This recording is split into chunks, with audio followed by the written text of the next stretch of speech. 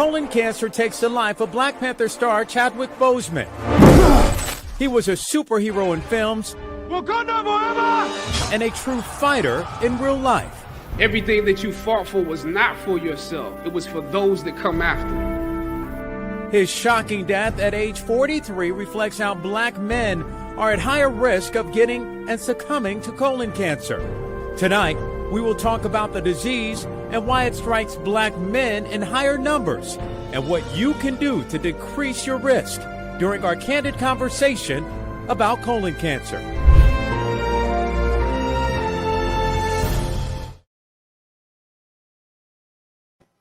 And good evening, everyone, and welcome to our virtual NBC6 Voices on our Facebook and YouTube pages. Once again, I'm Jawan Strader. Well, as you just saw there, Chadwick Boseman's death, while shocking, reflects a rise in colorectal cancer cases among young adults. Colorectal cancer also disproportionately impacts the Black community with the highest incidence and highest mortality rates. And if you have questions, we want you to ask them. We want to hear from you tonight about anything having to deal with colorectal cancer. Tonight's guests have firsthand experience with colon cancer. Please welcome tonight for our very important conversation, Shannon Lee Sin. She is a colon cancer survivor. Also welcome Fernando Cosme. He is as well. He had a battle with colon cancer. We're going to talk to him and hear his story. Both were diagnosed as young adults. And please welcome Dr. Charles Rogers. He is with the Huntsman Cancer Institute in Utah. Dr. Rogers' research focuses on understanding the barriers to care and colorectal cancer screening among African American men.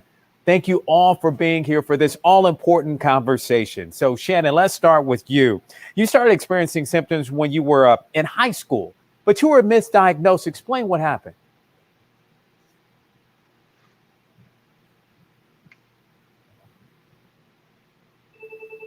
Shannon, you hear me? Okay, apparently we're having a little issue with Shannon. We're going to try to get with Shannon in just a moment. Fernando, let's get to you while we work on Shannon's shot here. Fernando, let's talk about your cancer journey. Initially, doctors didn't believe that you were sick. No, they didn't. I was about 31 years old, and I was complaining about some sharp stabbing pains from the inside of my stomach area. And I went to go see my primary care. I made my complaints. We did some blood tests, some lab work, and he didn't find anything. And he just wrote it off as me just having an aggressive lifestyle. I was working in banking during the height of the market, and I was also a part-time DJ on the weekend. So he just thought that I was just overwhelmed and doing too much. So he was writing it off as anxiety and wanted to treat me with anxiety medicine. Everywhere I would go, I would seek a second opinion, but of course they would ask you to give you the name of your primary doctor, and they would call him for, just to follow up my diagnosis, and they would just follow along with what he said. I just had anxiety. That's all it was. Meanwhile, I continued to battle. But let's go back. Let's rewind a little bit. Let's talk about some of the symptoms that you had when you found out that you did have colon cancer. What were some of those symptoms? Those symptoms were sharp pains in my stomach area. I mean, severe sharp pains that were crippling. They would come. After the fact, I realized that they would come after I would eat, and my body was trying to process foods. And immediately after I would eat anything, I would start feeling these sharp pains, and I felt like a stabbing, feeling sensation. It would totally cripple me. I would have to go and lay down, sit down. I didn't know whether to stand, to walk. I just couldn't find a solution to the problem. And I tried to continue living my life on a day-to-day basis. I would go to work, but any time of the day at work, I would start feeling these sharp, excruciating pains, and I would have to go and isolate myself somewhere in the bathroom for hours on end until the pains were received. My goodness. And I want to hear more about when you found out that you have cancer. I want to go back to Shannon. Shannon, can you hear me? Yes, I can hear you now. I'm sorry. No, it's okay. This is technology. This is what we're dealing with now, dealing with this COVID crisis and everything else. I wanted to go back to my first question with you. I wanted to ask you about, you were diagnosed, or you started getting symptoms in high school, but you were misdiagnosed. Talk about that. Just as Fernando said, I was in high school. I was in 11th grade, so 17, 18, and every morning I'd wake up with stomach pains, and I'd end up going to school late. And I went to Dash, so I had like a 2-hour commute to and from school. And I'd wake up with this stomach pain, and at night there were nights when I felt like there was something trying to rip its way out of me. It felt like there was something in my body that just was moving around, and it was pain that I can't even describe. And I went to the doctor, I went to the pediatrician, and he told me I had a stomach ulcer, and he never did an endoscopy. And then when I got out of high school, about a year later, I saw blood in my stool. And I went to the doctor at college. I was in New York at the time. I was away from home. And he said, oh, you probably have hemorrhoids. I left that school and I went to school in Jamaica. And again, I was having stomach pains all the time. And I was like, well, maybe it's gas, maybe it's this. Then I had diarrhea for like 2 weeks. And I went to the doctor and I'm like, I have diarrhea and it's just not stopping. And he's like, oh, you have gastroenteritis. And he gave me medication and it didn't stop. I had it for another week. And then that. And still, you had not been tested. You had not been tested, No. gotten a colonoscopy or anything. Yeah, you just kept getting misdiagnosed. Everything from a bladder infection to hemorrhoids to ovarian cysts, polycystic ovarian syndrome, endometriosis. Nobody was looking at my digestive system, and I was throwing up. I was constipated for weeks, not using the bathroom. I had diarrhea. I was nauseous all the time. At one point, I was anemic, and even in the hospital, and they said, oh, it's just your heavy periods. And I had a fever of 103, which is infection. And I said, but if I'm anemic and I have a fever, I have an infection. And they're just like, oh, it's just your heavy periods. And it was months later. This is while I'm doing a bachelor's degree. I'm in and out of the emergency room and going from the emergency room, doped up on pain meds, constant stomach issues, constant pain. As you heard from Fernando, he just described the sharp pains that he was having. So both of you guys are going through this constantly before finally the pain and the way you guys are. I'm sorry, but you're describing that pain, and it just sounds. I just can't imagine it because I get these stomach pains. Probably nothing anywhere near to what you guys went through. Right. So when is it? And Shannon, we'll continue with your story. When is it when you finally get that colonoscopy and then you hear those words that change your life forever? I never got that colonoscopy, Javon. You never got it? No. So I went through. So when did you find out? So I went through months in Jamaica, and finally I finished school. I was doing architecture school, and I managed to finish school. I don't even know how. And my mom said, come back to Miami. Let's get another opinion. I had seen 20 doctors by that time. 20, at least 20 doctors, and been into every emergency room in Kingston, Jamaica, almost, except for one. And it was when I came up to Miami, within a week, I was uninsured because I was in Jamaica going to school. I couldn't get Medicaid. I couldn't get Medicare. And I'm like, oh my God, I'm going to have these doctor's bills. No doctor wanted to see me without insurance. And finally it got to the point where I said, Mom, I'm either going to have to pay doctor's bills or you're going to be paying for my funeral. And I said, let's go to the emergency room. And this is when I'm 29. And I went to the ER at Jackson South, and a doctor did an ultrasound again and said I had cysts and sent me home. And finally, 2 days later, I went to the emergency room, the same one at Jackson South, and the doctors did an ultrasound, saw nothing, and said, let's do a CT scan. And that's when they saw an abscess in my abdomen this big. I was in sepsis. Wow. My body was shutting down. And it still took 4 more months because they couldn't get that inflammation and that infection down. They wanted to do a colonoscopy, which was less invasive than surgery. And I just never got rid of that infection. And so after the 4th admittance into the hospital in 4 months, the surgeon said, let's do exploratory surgery and see what's going on.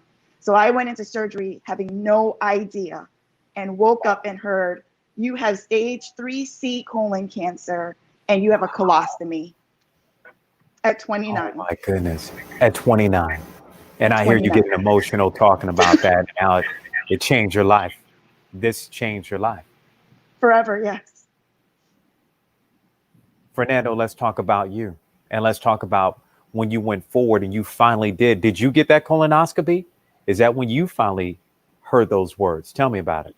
So I'm listening to Shannon's story, and I'm almost tearing because I remember, you suffer so much trying to get an answer, and I went, just like her, I went from hospital to hospital all over South Florida. And of course, you're being honest, and they say, who's your primary care doctor? And I write his name down, his number, and they would call him, and they would all just take a diagnosis. So no one would follow up or take an extra step. And it was only because, real quick, short story, it was only because my wife, who was a trainer at the time, was training the manager who was going to run the center where my primary care physician was at. And during casual conversation, during this one-on-one training with this manager that they brought down from New York City, is where my situation came up, and she asked for my permission to speak to my primary care physician about what was going on with me. And she asked him if he had sent me to get a colonoscopy, and he said, no, I didn't think to do that because he's so young. I was like 31, 32 years old. And she goes, well, would you be so kind as to, write him a script? So the following day, I go to South Miami Hospital. I do a colonoscopy, and I wake up to find out that I have a 4-inch tumor in my colon, stage 3C cancer. They had to resection my colon. I battled not to get a colostomy bag because I thought that was going to be the rest of my life. But the inflammation wasn't so bad, and I was able to recover from that surgery and everything else.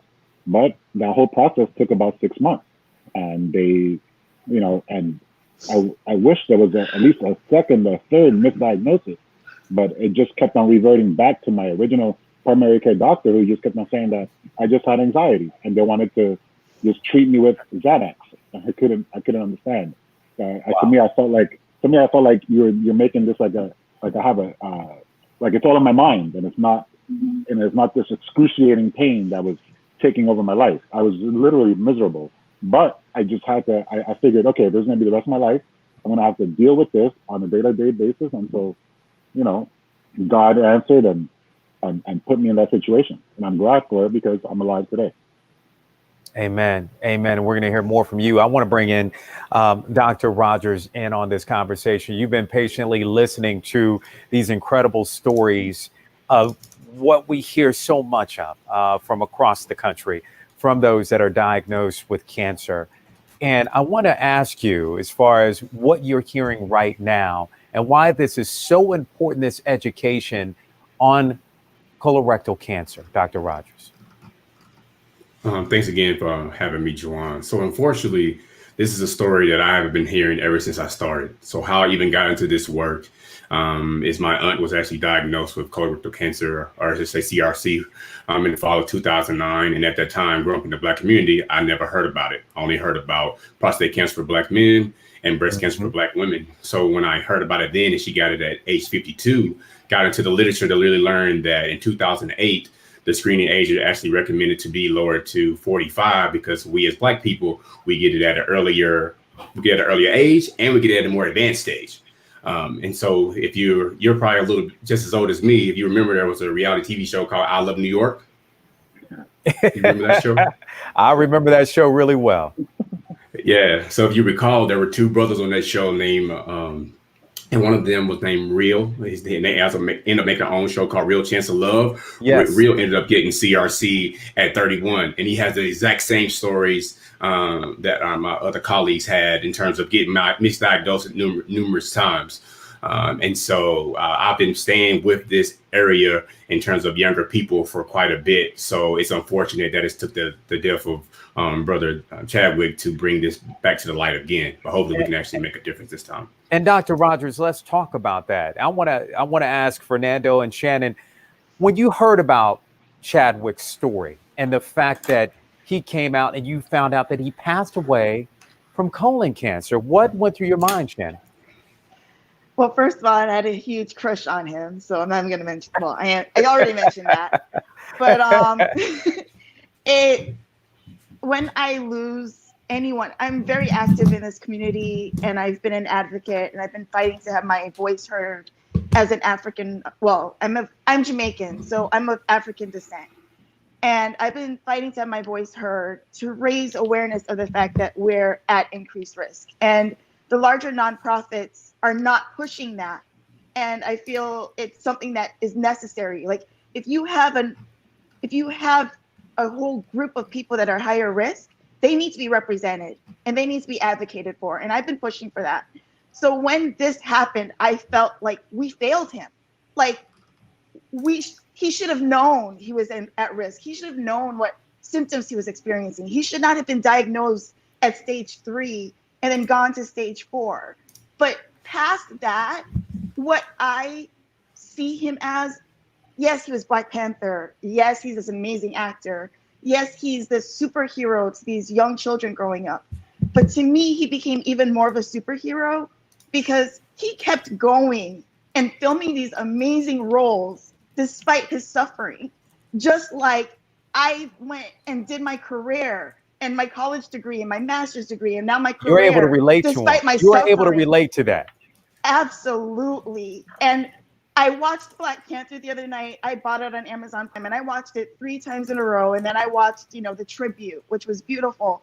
And I cried the entire time and I kept on watching and I'm like, how is this guy not wincing in pain? How is he not out of breath? Like, how is he doing this? And I know what it's like to be sick and you can't tell he's sick. And he's doing these amazing things that even a healthy person would have a hard time doing. Yeah. So to me, he's a real life superhero. He really is. And let's bring in Fernando. So Fernando, your thoughts on that and the fact that he went through that. He went through filming a few movies and battling this secretly, by the way, while going through stage 3 and then of course it progressing to stage 4 cancer. Your thoughts on that? Well, my thoughts, I remember a few months ago, I saw a big name celebrity rapper on his Instagram post a picture of him making fun of him. And I was like, oh, that's odd. This guy is, I saw it. My first thought was, oh, he's practicing for a role. He's losing weight. Because I saw him so active in the movie industry. I said, oh, he must be preparing for a role. Last thing I expected was to see that he passed away from colon cancer. And then, just being mindful now and going back and looking at all these, reels and stuff and watching his speeches and everything else, I could relate because, to this day, it's still a battle because when you deal with that suffering, you almost question yourself. And I know that a lot of people, because I've mentored people in the past, a lot of people give up and they lose hope, where I'm grateful that I didn't lose hope and I could relate because he kept on moving forward. And he didn't do it, he didn't want to shine. He wasn't bragging about it. He was doing what he needed to do. And most people who are suffering don't want anybody else to know because it's too much. It's too much of a burden. And most patients that I've seen who are dealing with cancer, they do it quietly. They suffer alone, and it's only until after they pass that people figure out, that they were battling with something. So I'm glad that you had the segment on him and honoring him, and because I see that there was a major loss to our community globally. I could see how people, couldn't believe what was going on, and at this time in our world and in this year with everything that's going on, we needed to not let his death go in vain and let people be inspired by his story. Definitely. Well, let's bring Dr. Rogers back into this because Dr. Rogers, I know you were speaking out when it came out about Chadwick Boseman's passing due to colon cancer. You made sure that you spoke up about this and made sure that you educated others about the importance of getting tested and screening. Yes, sir. This is true. And let's go back to some of the sad stats here. Okay. Sadly, rates of colon cancer death among Black men are 47% higher compared to white men. Why? Why do you believe that's the case, Dr. Rogers? So there's no one answer to that. If we think about some of the risk factors, unfortunately, those tend to be areas where we as Black people, and more specifically Black men, we lead. We tend to be overweight or obese. We tend to have a lack of physical activity. We tend to have diets high in red meat or processed foods. I grew up eating a bologna sandwich, cutting eggs in the middle, smoking, alcohol consumption, being older. But as you can see, just being Black. And so if we consider all those factors, in addition to other psychosocial factors, whether it be lack of knowledge, lack of social support from those close to us, recommending us getting screened, recommending us going to the doctor, as well as racism, not race. So when I say the Black piece, it's more so about those stats that you mentioned, so that we should be more aware, that we should be diligent about advocating for ourselves. But at the end of the day, racism still plays a huge role in terms of us getting mediocre care. And Dr. Rogers, how does someone know if they're at high risk for the disease? To know if they high risk, of course, being Black, I think that's definitely something to consider because of those stats that you mentioned. Family history. If you have a family history, then you should get screened 10 years before when your family member got colorectal cancer or had polyps. Those behavioral factors that I mentioned are also considered key. And then just the symptoms, like your body will always warn you if something's wrong with it. And so some of the symptoms that could be associated with CRC that some of my colleagues on the meeting on our time today talked about is a change in your bowel habits that last more than a few days. Diarrhea, constipation, stool the size of an ink pen, rectal bleeding, blood in your stool, dark stools, long-lasting cramping or belly pain, fatigue, unattended weight loss. And that's just a few things to name. And let's talk about then screening for colon cancer. Fernando and Shannon, I want to bring you in on this conversation again. So Shannon, for instance, Will Smith, of course, he documents everything. So on his 50th birthday, Will Smith in Miami, he actually posted about his first colonoscopy. Here he is right here. He recorded it. So people could see how easy it is to get a colonoscopy. And he was a little loopy there right before he went in for the colonoscopy, and he came out, and it was something to see and also hear. I mean, here he is, a major celebrity, but talking about the importance of doing so. So Shannon and Fernando, Shannon, let's start with you. Let's talk about the importance of getting a screening for this, whether or not you have symptoms or not. And you could be a healthy young adult, but how important is it to get screened? It is absolutely important to get screened. I always say it's better to go through a colonoscopy than to go through chemotherapy. And and the prep, there are new preps. So a lot of people don't do the colonoscopy because they're scared of the prep and drinking a gallon of fluid that doesn't taste great. I'm going to be honest about it. But there are so many new options for preps. There are so many new options for screening. You can do the FIT test, which is like a stool sample, a test for blood. That's for people who aren't at high risk and don't have a family history. For those who have a family history and are high risk, I would definitely say do a colonoscopy. And I'm also going to say something. I was stage 3C and my cancer did not show up on a CT scan. So a colonoscopy is the best thing to do and nothing beats it because you're having your doctor see everything with their own eyes and taking a tissue sample. And no scan can do that. And no test is that accurate. There's also Cologuard, which you have shipped to you and you ship it back. There's preps now that you drink 2 little bottles of fluid that don't taste that bad, and it doesn't have you going to the bathroom like crazy, like what people are scared of doing. So I would say not only to push the fact of a colonoscopy isn't that bad. I mean, you get the best sleep in your life and you have no idea what's going on. And you wake up and you're like, are you done? Oh, so, it was great. It was great. Right? It was great. I've done at least 8 colonoscopies since my diagnosis back in 2011. I do one every year because I have never had a clean scope. I always have polyps. And when I was first diagnosed, I mean, Dr. Rogers would know, like when I was first diagnosed, in that 1 foot section they took out, I had between 15 to 25 polyps at 29. And I've never had a clean scope since. So they're thinking that I have something genetic. There's definitely something in my body. And so doing an annual colonoscopy for me is me preserving my life because I'm preventing this thing from coming back. I told my doctors, I said, if this thing comes back, it's not coming back in my colon.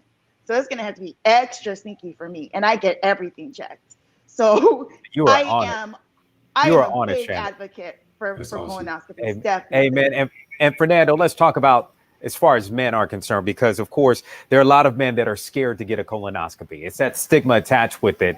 And I know when I got mine and I documented it online, I know somewhere asked me about the whole, so how's it? What are they doing to your butt down there and all this other stuff? Yeah, you know how that goes. I want you to talk about that though, because the stigma attached to that, and there are a lot of men that are scared to do that. So talk about, as a man, the importance of getting one and what you go through? Well, any man who's out there listening to this, and I see a couple of ladies commenting, they're going to send their husbands after this to go get a colonoscopy. Look, these are the same guys who are afraid of the dentist. They're afraid of a bunch of things. Your life depends on it. That's right. At what age should you do it? At the second you start feeling, that you're not regular. Also, we have to be mindful. Some of us are raised in some really tough social economic, situations where our diets were not very good. So, and the American diet, a lot of processed foods, a lot of eating out, a lot of sugar, alcohol, tobacco, you name it. So we all have underlying conditions if this is the diet that we're following in America. So I would suggest that any man, in his 30s, if you're feeling anything, or even if you have the insurance or you have the wherewithal to go ahead and get checked, demand that you get checked, because it's a lot easier to find out you have nothing, or to find out in early stages that you can treat something and correct the situation and not have to deal with the whole chemo and operations and everything else that comes up after that. Yeah, that's what Shannon said. It's better to deal with this now than have to deal with chemotherapy later. And Dr. Rogers, I want to bring you back into the conversation. In light of the debate to get screened at age 50 versus earlier at age 45, in your professional opinion, when should Black adults get screened for colon cancer? So let me do my non-professional opinion first. I think non-professionally that we as Blacks should start getting screened at 35. Wow. These rates of colon cancer increasing among young people are exponential, and they've been happening since the early 90s. So now back to professional. So based on the professional recommendation for Black people that was put forth most recently by the American Cancer Society in 2018, we're recommending age 45 for all. So that's what I would recommend for African Americans, unless you have a family history. If you have a family history, again, we should consider age 40 or 10 years before the age of their family member that actually got it. Okay. And also I want to know about screening options for people that don't have health insurance. Shannon mentioned a few of those, and I think Fernando did as well. But Dr. Rogers, what are some of those options? Because a lot of people are like, well, listen, I don't have health insurance, or I don't have health insurance that's going to cover me getting a colonoscopy. So what are some options? Right. So Fernando, they definitely pointed out some of the, and I think Shannon did as well. There's two very accurate types of screening exams that they take blood in the stool with a small smear of your stool, as Barry commented in the chat. And so we have the FIT, as well as the FOBT, and both of these are stool exams, and they usually cost you less than $30, a few more dollars just for processing. Wow. And so, we think about this, this issue among younger people. If we can get more people to consider the FIT, which is less invasive, you can do it in the privacy of your own home, and it's cheaper, then that can be definitely a better option. Another addition for people that don't have screening is some states have funding from the CDC or local gastro organizations actually that provide free colonoscopies. So, you never know till you look and see, but there are definitely options out there. All right. I want to thank you so much, Dr. Rogers. Very important information there and insight there. And also, we want to make sure that before we wrap all this up, we want to provide you with some resources, some very important resources, as we always like to do here on Voices for you. So check out the Voices section on NBC6.com for more information on colon cancer screening, statistics, and even a number of ways to help reduce your risk, as you heard there from those that have been through it.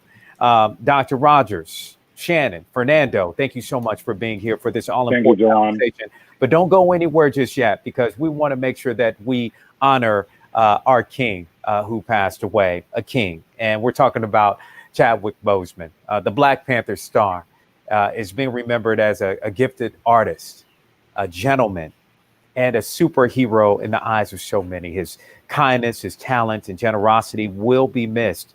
Chadwick Boseman will also be a treasured civil rights fighter as well, a role model, and a king. Chadwick Boseman will be missed. And also, before we go, I would like to dedicate this show to my mother, who is battling colon cancer, stage 3 colon cancer. And she is my hero. And she put up the Wakanda salute there. This is today at her chemotherapy treatment. The other picture shows this is her 5th round of chemotherapy. She has another round to go, but she has always been my Wonder Woman ever since I was a little kid. I always looked at her as my strength and inspiration. And Mom, you are doing the dang thing. I love you. You are my hero. And next, I would like to also dedicate this show to a friend of mine who passed away this year from colon cancer. Jason Smarts Townsend passed away at an early age at only 46. My brother, I think about you all the time. My fraternity brother, yo, you will be missed. Thank you for your education and your insight, Jason Townsend. This is dedicated to you and my mother. And everyone, I want to thank you so much for joining us for this all important conversation. I hope you learned something from this. I hope that you go out there and you get tested. You heard Shannon's story, and you can find Shannon online. You can read more about Shannon's story. And I tell you, it is powerful when you read about it. Fernando has an incredible story. And also, Dr. Rogers, thank you so much for your research, man. It is so important in our community. Thank you for continuing to do what you do. Don't stop doing it. And thank you all out there for watching NBC6 Voices on this very important conversation. You can follow me on Jawan NBC6 on Twitter. Let me know what you thought about the show on Facebook or Twitter. And remember, have a great day. Be blessed. And education is the key to success. Don't forget that. Have a great evening. Thank you.